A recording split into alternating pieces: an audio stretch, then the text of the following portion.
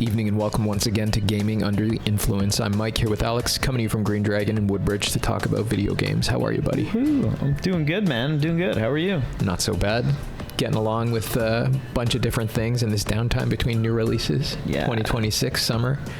Played some Final Fantasy 12 last month. I'm playing Code Vein now, which I missed earlier in the year. Code Vein Nice. 2, that Code is. Vein 2, yeah. Yeah, all pretty enjoyable titles, even if they're not the most groundbreaking things I've ever played. That's all right. That's Yeah. all right. What are you into these days? I've been kind of in a little bit of a rut and haven't been able to really nail anything down lately. But a couple of days ago, I picked up Final Fantasy Tactics, and so far I'm pretty intrigued. And I think I'm gonna keep going. Yeah, I think that deserves your attention. It's a pretty cool game. Yeah, I never played the originals, which I've heard were really good. So jumping into the remaster on the hardest difficulty, and yeah, let's do it. What they did with the remaster, can't remember the name, Evil East Chronicles. Yeah. What they did with it is interesting because they had a lot of the original developers back on board, even the original director Matsuno there, including new content in the story and stuff. Yeah, that seems to be the way they do it in the Final Fantasy world, right? Square Enix usually, well, like with 7 remake, they usually always, keep past some important figures anyways. Yeah, exactly. Which makes sense, right? You're reviving an old thing. You want some of that original creative talent there, right? Most of the game is largely intact from what I understand, and it's just a lot of quality of life improvements and maybe some voice acting and stuff. So cool thing overall, too is the actual original game is included. It is, if you want to play it, that's right. Yeah, you can play either one, but obviously I'm jumping into the remaster, and I really like how, I'm early on anyway, but I really like how you start with your slate of characters, and right away within an hour you can start messing with their job systems and stuff that. Yeah. So I like that kind of customization, experimentation with the strategy kind of game like that. It's really fun doing character building in that game. Yeah, it's sick. Enjoyed it a lot. Reminded me of remember Unicorn Overlord? Yeah, that was sick game. Yeah. Unicorn Overlord is definitely in the lineage of Final Fantasy Tactics. Yeah. I loved Unicorn Overlord. Fantastic game. Yeah, I think it's a relevant place actually to get into what we're about to discuss, which is at least ostensibly GTA 6. Yeah, the big elephant in the gaming universe right now that is coming for us. Can't open a web page related to games without seeing that plastered on the front page, eh? Yeah, it's been in the making for a while, I guess. People have been anticipating it for a while. It's been like one of the most anticipated games of the last couple of years, and honestly, everybody and their grandma is looking out for it, buddy. Yeah. And their swamp dwelling cousin. It's true. It's like people you never talk to about video games all of a sudden come out of the woodwork and are like, hey, have you heard of Grand Theft Auto? And you're like, yeah. I have, in fact. I haven't. Yeah, there's something strange about that. It's definitely become a cultural phenomena. It has, and maybe that's part of where our problems start to lie with it, right? Like, anyone who's listened to us talk about games before can probably see where we're going to go with this, but yeah, I mean, man, GTA is like more COD than COD. I was just saying to you, it's more Madden than Madden. It's like football. It's like the normie game. Normie game, the game. That's what it is, right? I don't know how to describe it, but yeah. It's like the kind of game where if you're watching a mainstream Hollywood, if you're watching a Marvel movie where people are playing video games, that's the game they're going to have on in the background probably. Right? Yeah. Like the default go-to stand. Yeah, and I think that's like part of why it's just I'm not super stoked for it. I just feel like I guess I'm bored of the idea of a Grand Theft Auto video game. Like, I've been playing Grand Theft Auto since I was like 13 years old, and like, granted, I've probably been playing Final Fantasy since then too, but their releases are very different compared to what is going on in this. It's true. I have, or at least had, a lot of respect for Rockstar Games, even though for sure not all of their games have resonated with me personally. Like, what they've did is lay the framework for open world. Yeah, we can't ignore the pedigree. That's for sure. Open world cinematic storytelling as we understand it. Like, there definitely wouldn't be a Death Stranding without a Rockstar Games having made all of those Grand Theft Autos in the past. Fair. They pretty much conceived and fleshed out that framework, right?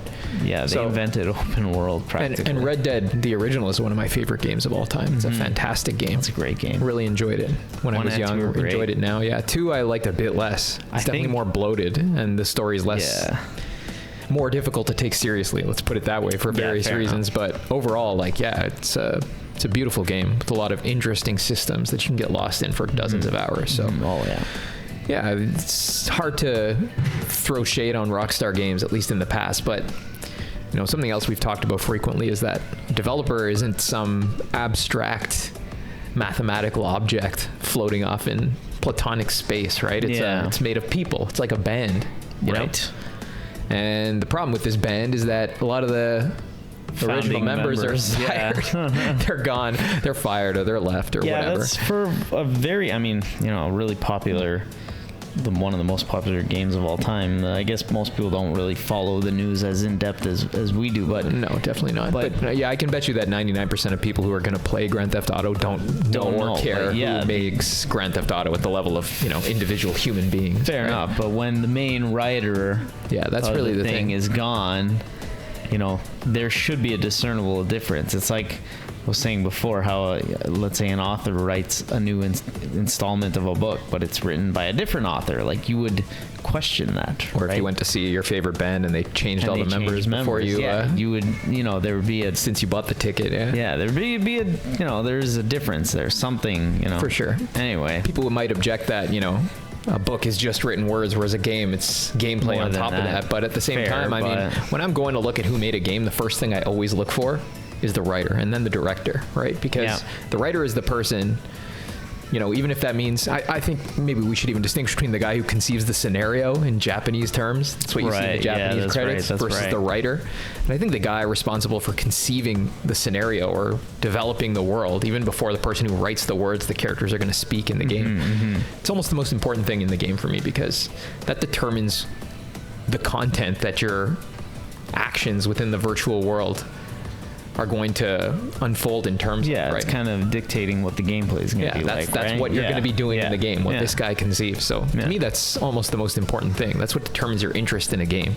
Are you going to be doing something in virtual space that you're interested in doing? Yeah, and with like Grand Theft Auto, we already know what the gameplay is going to be like. It's going to be like every Grand Theft Auto that came out in the last 20 years. So it's really how the story is going to unfold. That's mainly if you're interested in it. That's what you're interested in. That's right. I think you want to play through the story and see what happens between these characters and the story arc. For sure. Maybe that's even more important in a contemporary realistic setting than it would be in a fantasy setting, where there's some like flavor added to the world beyond the mere character interactions and stuff. But in a game like this, where you're following a more or less realistic story that takes place in a contemporary setting, that's super important. So the fact that the same guy isn't writing it anymore, it seems pretty important to me. Yeah. And at the very least, it, you know, disincentivizes me from investing my time in a game like this. Like, Rockstar games aren't brief. It's not like it's going to be a 12-hour thing. No, most of them are very long. That's right. Yeah. So it seems to me that this is another one of those cases where the brand has escaped its human authors, and it's just become something abstract and ordered 100%. Towards selling copies before it is expressing an original idea in the mind of any artist, right? And that makes me, you know, not that interested, frankly, before anything else is considered. It's just got this level of, you know, unoriginality and boringness to it because of that fact, right? Yeah, that's a good way to put it. We talked before, in the video just before this one in May, actually, about the shortcomings of building a game within somebody else's pre-established intellectual property, and that applies here too. Even if it's the same company making it, the guys who, you know, the guys who made Grand Theft Auto, including Red Dead, what they are, they're long gone. They're gone, so maybe the people who are writing it, I think I read that they did have some experience working on the older Grand Theft Auto games. I'm sure they have. Like, it's not like they plucked them out of nowhere, but perhaps some of the flavor will carry over. But the inner logic of the stories, it just can't be the same, right? Because, you know, there's no such thing as an abstract work of art, be it written or painted or, you know, in terms of gameplay. It always emerges from the individual mind of a singular human person, right? So replacing people, I don't think people aren't like Lego bricks when it comes to making things, right? You can't just slot in another guy and expect the thing to be the same. So we've seen that happen many times, and it doesn't work out.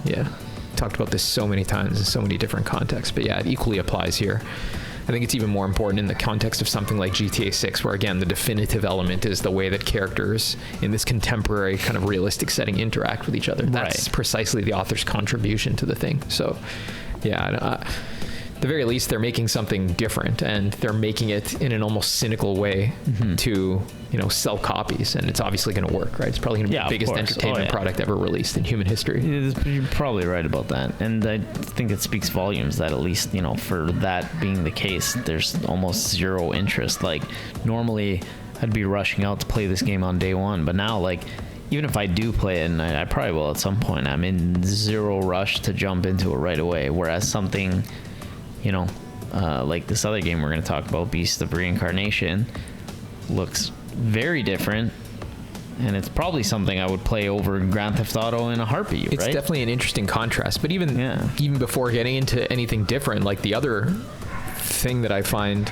somewhat off-putting about a project like GTA 6 is it represents all of the stuff that people tend to complain about when it comes to AAA game design, right? True. This infinity billion-dollar project made by like an army of people for the GDP of a small country, right? It's like that's fair. It's the very essence of bloat, the very essence of things going overboard. Yeah, the material element overshadowing the non-existent formal or representational one, right? And again, like, it's not like any of the gameplay is going to change or anything like that. It's all like superficial things. Like, it's probably going to have probably be one of the nicest games released, in the last who knows how long. I'm sure it'll look amazing. Apparently it's only going to play in 30 FPS, which on console sucks, but that tells you what they're aiming for, right? But think about it, right? Like the absolute best case scenario, given they have this template they need to operate within to meet the expectations of their quadrillion customers who are going to buy this game. What could it be in the best case scenario? Like a competent third-person action shooter.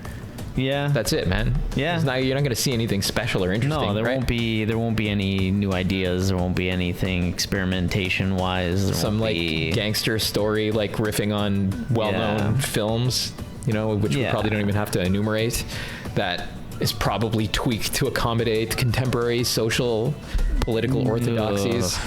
To put it mildly, right? It has to be, given where the developer operates and the amount of money on the line, you can already anticipate the kind of stuff that's going to be involved. So, nothing about this is really interesting or appealing, right? Yeah. I can't help but look at it cynically, and I can't help but think that the people making it are doing so cynically. Just like they're coloring inside of a coloring book, filling in the lines because they know a lot of people are lining up to pay them for what comes out the other end, right? Oh, yeah. So I don't know. Another Grand Theft Auto. That's in the books. That's the thing that kind of puts me off about that. Yeah, I'd rather it's just big franchise, right? Big name, like you have to. It's almost like you work at Rockstar, or you're in charge of what the next game is going to be. How do you not say, well, Grand Theft Auto is up next because it's going to sell a bajillion copies? Yeah, it definitely So in is. some ways I could see it, but just not feeling it, not down, there's so much out made, there. Commercial product with no intrinsic merit to my estimation. Something much more interesting is something that I think is made according to the merits of an original concept.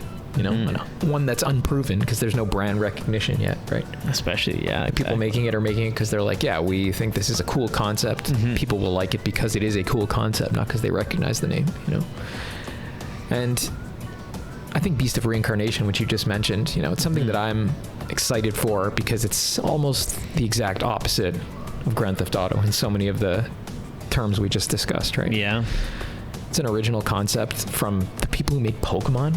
What? Yeah, that's the weirdest thing for me, is that Game Freak is just shooting for the stars. Like, they're making this. Yeah, it's weird. It seems to be following in the trend of like Kazan or Liza P, where these developers come from some totally unrelated background and they just want to make an interesting, some kind of AAA looking action game. Souls-like. Incidentally, this seems to be the case more often than not. Weird.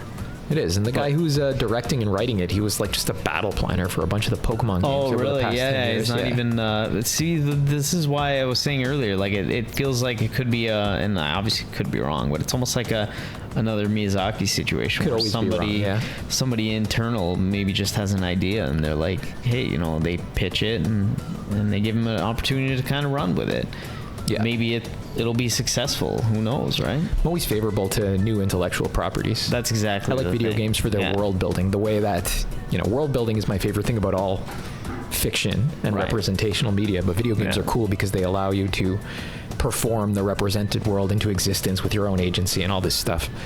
So I don't know, I always tend towards that, and I especially like fantasy worlds, science fictional worlds.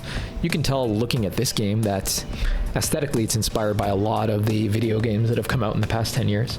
You can see all kinds of influences in it. Like it's got a little bit of Death Stranding. It's got a little bit of Stellar Blade in it. Yep. Yeah. There's even some of the Souls-like and Sekiro combat. Yeah. The mechanics obviously are. Yeah.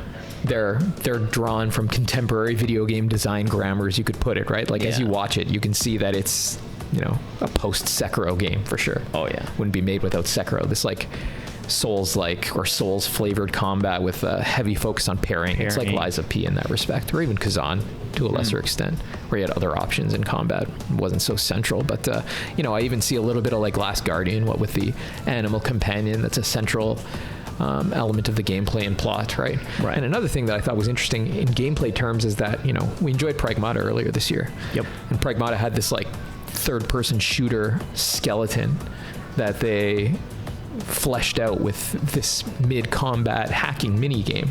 Yep. Something that set it apart from other games that played very similarly otherwise. And it looks like here, like they've sort of adopted this turn-based component. They've adapted into the action gameplay where they have something that they call blooming arts, that in the middle of combat you're going to be able to activate them and do some like quick time button press. Yeah. It kind of reminded me of like how you would pause time in Final Fantasy VII Remake to select skills. Yeah. But then in this, it is more like a Pragmata thing where you have like a quick time event or such. Yeah.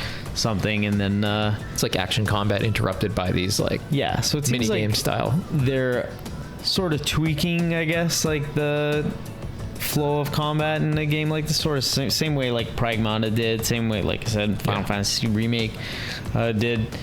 And even just that alone is something, you know, different enough that in the new IP is like, wow, cool. Like, I genuinely want to, you know, jump into this and play it right away. I think it's important to value originality, but on the other hand, to not pretend like you exist in a vacuum and aren't drawing on anything that exists outside of you, right? Yeah. And that's why something like this is a, you know, at least to me, the most desirable case. Yeah, where for sure. It's an original world with art style of its own, recognizably Japanese. Yep. You know, drawing on things like Death Stranding or Stellar Blade or whatever else you want to list, even Monster Hunter to an extent. Yeah. But obviously still its own thing. If you looked at a single bit of gameplay, you'd be able to tell it wasn't any of those things, and you'd know what it was as long as you've heard of it before, right? Right. It's clearly like inspired by the gameplay of things that already exist. At the same time, it adds its own tweaks to those, you know? Yeah. It's new expressions using the same grammar or vocabulary, metaphorically speaking, right? Makes sense. So this is the best case scenario to me.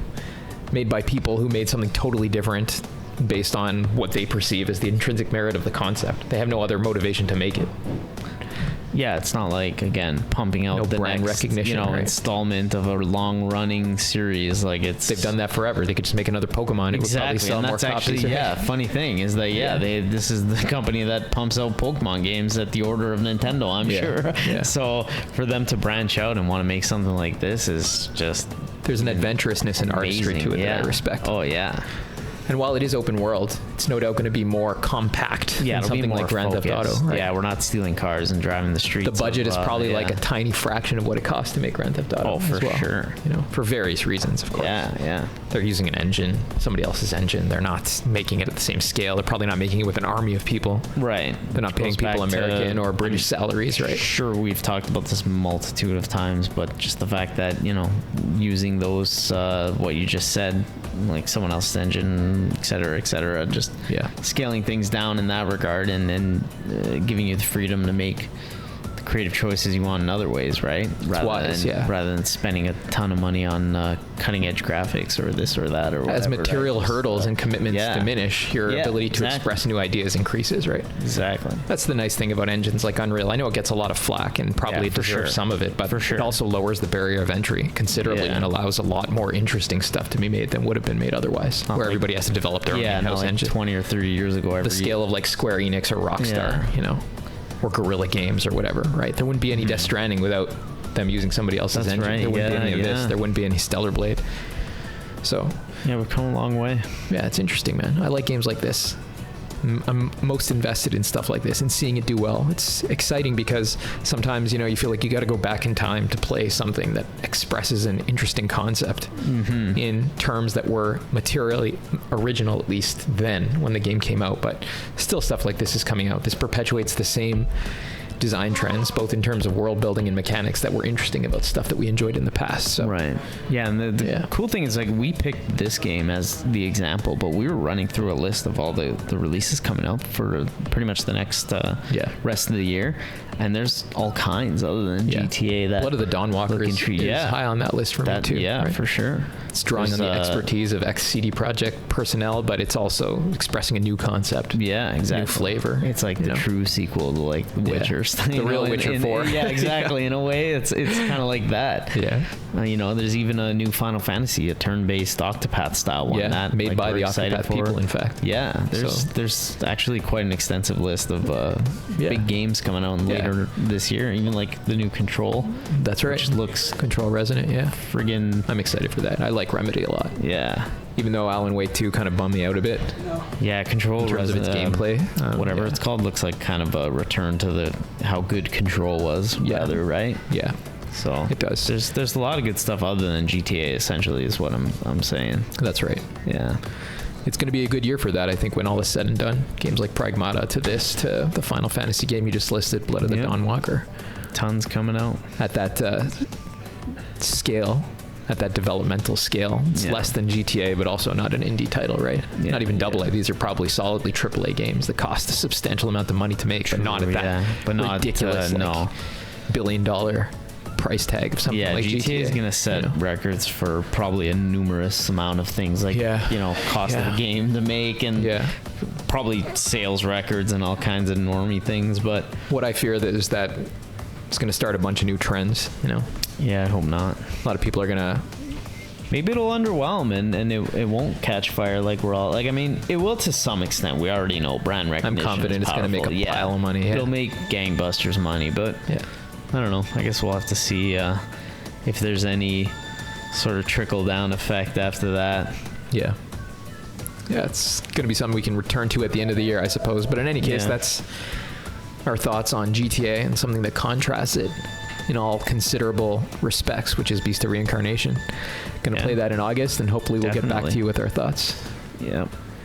Thank you guys very much for tuning in, and I guess we'll talk to you soon. Take care. Yeah.